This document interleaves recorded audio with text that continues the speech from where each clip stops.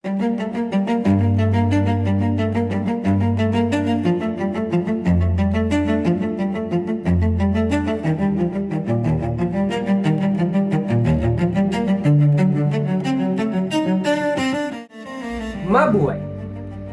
Isang mapagpalang hapon sa inyong lahat.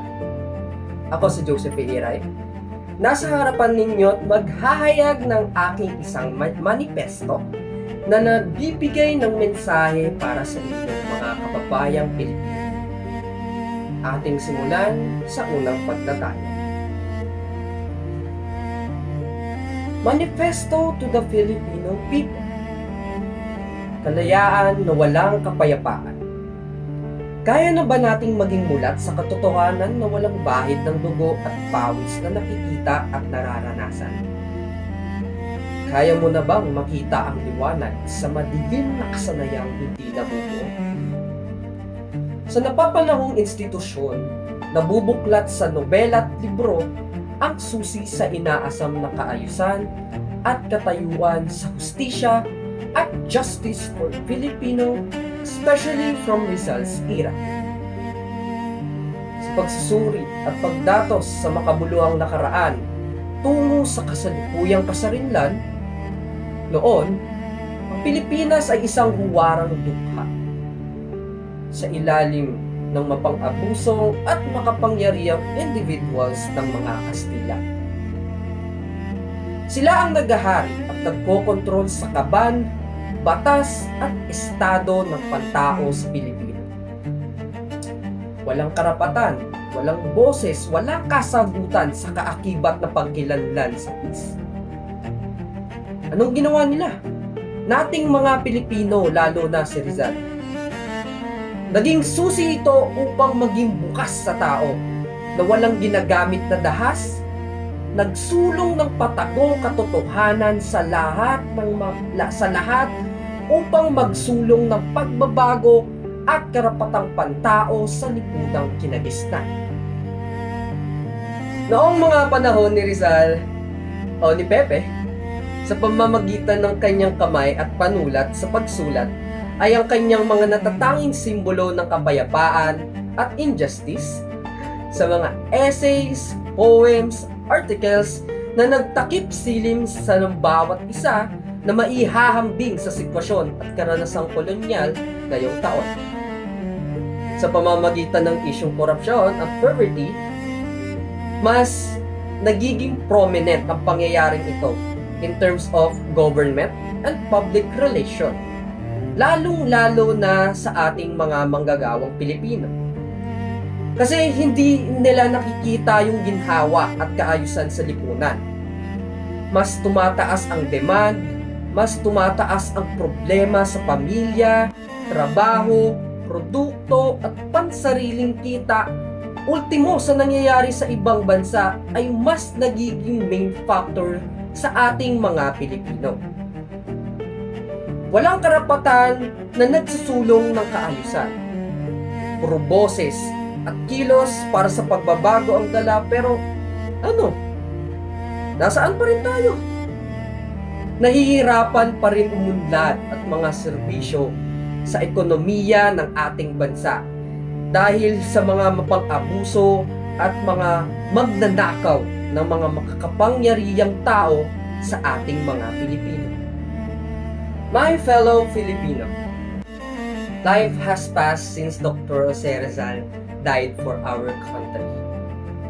Bagamat sa paglaban niya para sa atin ay alam niyang may danger o threats na ito sa kanyang sarili, pero walang takot niya pa rin itong tinuloy nang may pagnanasang makamit ang kanyang hadikain at tungkulin sa freedom of Pilipino. As he indulged the concept of noli me tangere and el filibusterismo, the change came out of the Philippines.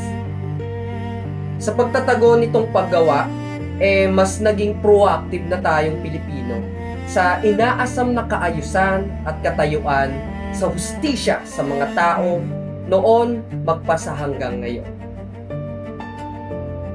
As based on his a la Juventud Filipina to the Filipino youth, stated, we are the hope of our fatherland. Tayo ang gagawa ng paraan para sa pagbabago gamit ang edukasyon at kaalaman sa ating mga Pilipino. Bilang isang tourism professionals naman, I want to see myself in a sense of a national member in terms of our cultural and global perspectives. Kumbaga, hindi lamang naglalahad especially sa mga heritage, attractions na meron tayo. More on to be a tour guide, to say, na inilalathala rin para sa inyo yung tunay at orihinal na pagkilanlan sa natatanging simbolo nito sa bansa. Kumbaga sa Luneta Park, hindi lang siya bilang isang estatwa na itinayo para gawing pampublikong pasyalan lang sa ating mga Pilipino.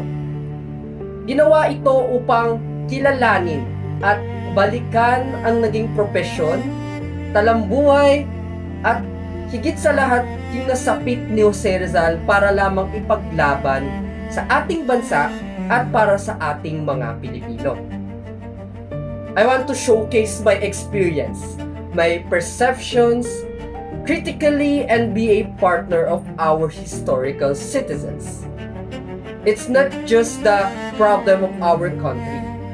We must preserve, know the truth, be the social responsibility, and make a civic competence to say the point of this manifesto. Overall, I want to start a foundation for our fellow Filipinos. I want to keep my promises and desires to help and protect everyone's integrity.